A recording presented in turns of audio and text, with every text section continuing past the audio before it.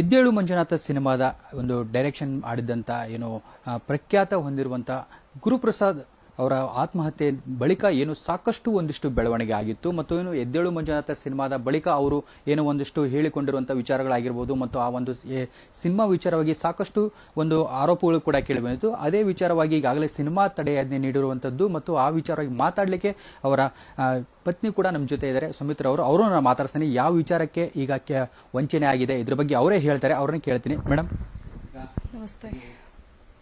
ತಡೆಯಾಜ್ಞೆ ನೀಡಿದ್ರೆ ಸಿನಿಮಾಕ್ಕೆ ಯಾವ ವಿಚಾರಕ್ಕೆ ತಡೆಯಾಜ್ಞೆ? ಅದೇ ಸರ್, ನಾನು ಸಿನಿಮಾಗೆ ತಡೆ ಆಜ್ಞೆ ಆಗ್ಲಿ ಅಂದ್ರೆ ಸಿನಿಮಾಗ ತಡೆ ಆಜ್ಞೆ ಆಗ್ಲಿ ಅಂತ ಅಲ್ಲ ಸರ್, ಅದು ಏನ್ ಸ್ಟೇ ಬರ್ಲಿ ಅಂತಲ್ಲ. ಸಿನಿಮಾದಲ್ಲಿ ಇರೋಂತ ಕೆಲವು ವ್ಯಕ್ತಿಗಳು ಇರ್ತಾರಲ್ಲ ಸರ್, ಅವ್ರು ಮಾಡಿರೋ ವಂಚನೆಗೋಸ್ಕರ, ಅವ್ರು ಮಾಡ್ತಿರೋ ವಂಚನೆಗಳಿಗೋಸ್ಕರ ನಾನು ಕೋರ್ಟ್ ಮೆಟ್ಲೇರಿರೋದು ಸರ್. ಅಂದ್ರೆ ಮೇಡಮ್, ಈಗ ಈ ವಿಚಾರವಾಗಿ ನೀವು ಈ ಹಿಂದೆ ಕೂಡ ಯಾವುದೇ ಅಂದ್ರೆ ಬೇರೆ ವಿಚಾರ ಎತ್ತಿದ್ದಿಲ್ಲ, ಈಗ ಸಡನ್ಲಿ ಯಾಕೆ ಈ ವಿಚಾರ ಬಂತು, ಪ್ರಸ್ತಾಪ ಆಯಿತು ಸರ್? 2025 ಮಹಾಶಿವರಾತ್ರಿಗೆ ಸ್ವಾಗತ. ಈ ರಾತ್ರಿಯನ್ನ ಧ್ಯಾನದಲ್ಲಿ ತನ್ಮಯರಾಗುವ ಅನುಭವವಾಗಿಸಲಿದ್ದೀವಿ. ಸಂಗೀತ, ನೃತ್ಯ, ಧ್ಯಾನ ಮತ್ತು ಉತ್ಸವಗಳಿಂದ ಕೂಡಿದ ರಾತ್ರಿ. ಇದು ನನ್ನ ಹಾರೈಕೆ ಮತ್ತು ಆಶೀರ್ವಾದ. ಇದು ಕೇವಲ ಜಾಗರಣೆಯ ರಾತ್ರಿಯಾಗದೆ ನಿಜ ಜಾಗೃತಿಯ ರಾತ್ರಿಯಾಗಬೇಕು. ಎಲ್ಲಕ್ಕಿಂತ ಹೆಚ್ಚಾಗಿ ಈ ಮಹಾಶಿವರಾತ್ರಿಯಂದು ಶಿವನ ಸಂಘದಲ್ಲಿದೆ.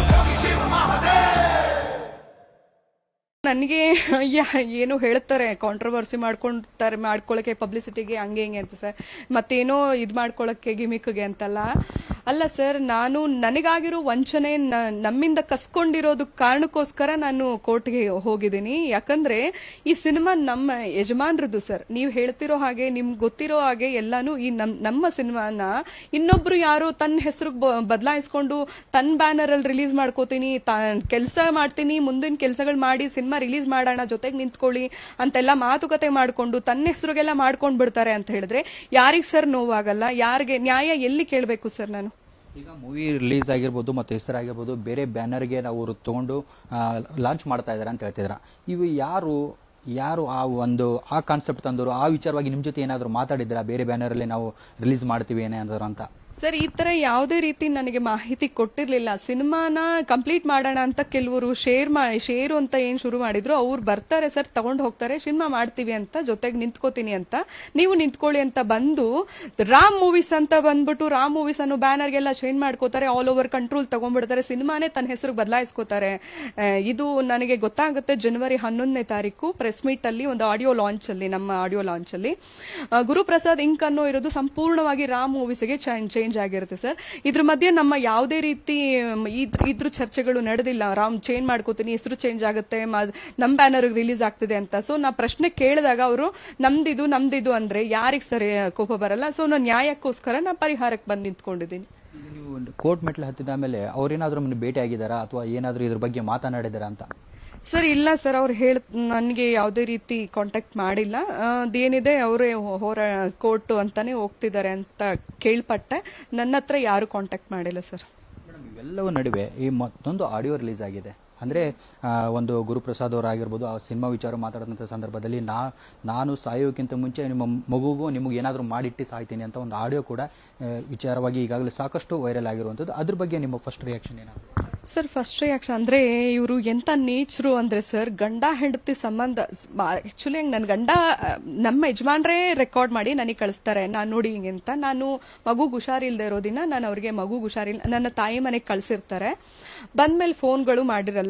ಮಾಡದೇ ಇದ್ದಾಗ ನನಗೆ ಸ್ವಲ್ಪ ನೋವಾಗುತ್ತೆ, ಯಾಕೆ ಮಾಡಿಲ್ಲ, ಮಗುಗ್ ಹುಷಾರಿಲ್ಲ ಅಂತಾನೆ ಬಂದ್ಮೇಲೆ ಕೇಳು ಇಲ್ಲ ಮಾಡಿಲ್ಲ ಅಂತ.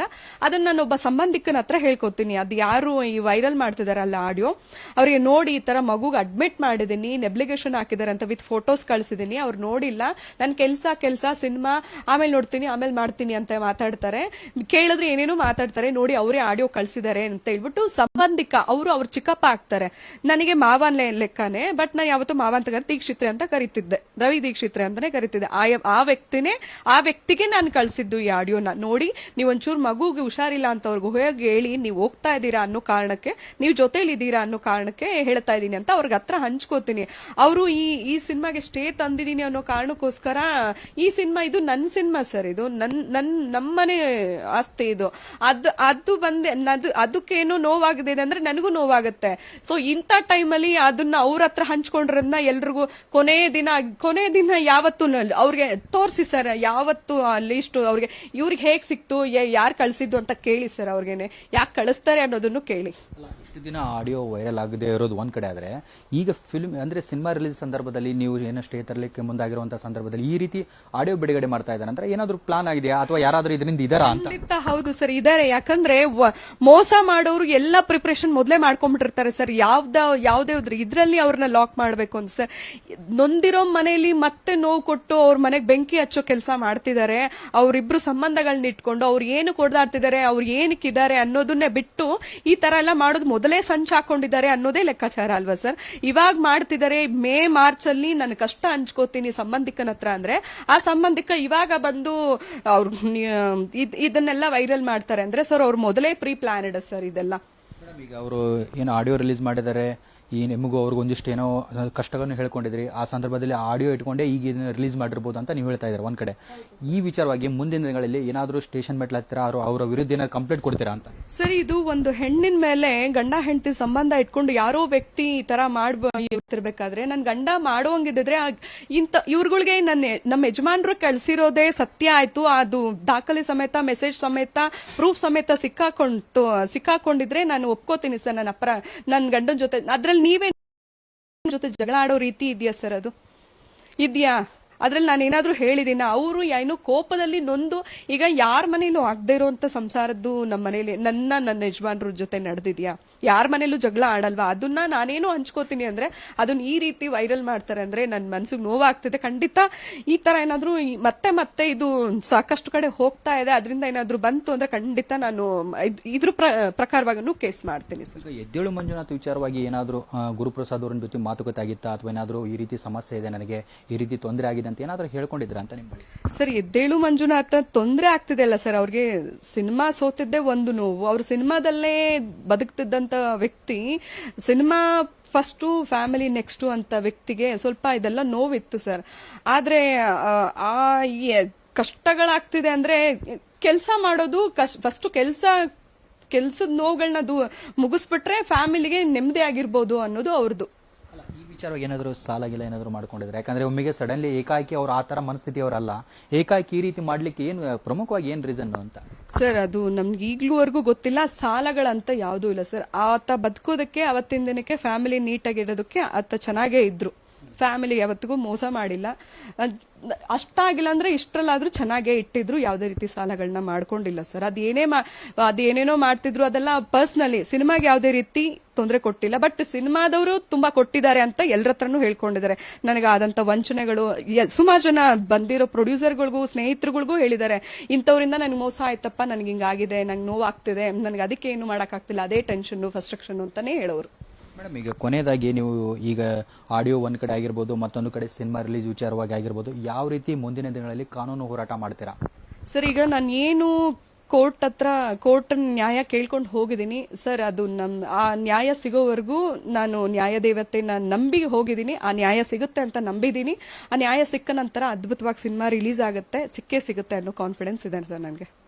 ಅಂದ್ರೆ ಈ ವಿಚಾರವಾಗಿ ಈಗಾಗಲೇ ವಂಚನೆ ಆಗಿದ್ರು ಒಂದ್ ಕಡೆ ಆದ್ರೆ, ಮತ್ತೊಂದು ಕಡೆ ಪರಿಹಾರ ಅಂತ ನೀವು ಎಕ್ಸೆಪ್ಟ್ ಮಾಡಿದ್ರೆ, ಯಾಕಂದ್ರೆ ಈ ಒಂದು ಪರಿಸ್ಥಿತಿ ಒಳಗೆ ನನಗೂ ಜೀವನಕ್ಕೂ ಆಧಾರ ಬೇಕು ಅನ್ನೋ ಒಂದು ನ್ಯಾಯಕ್ಕಾಗಿ ನೀವು ಹೋಗಿರ್ತೀರಾ.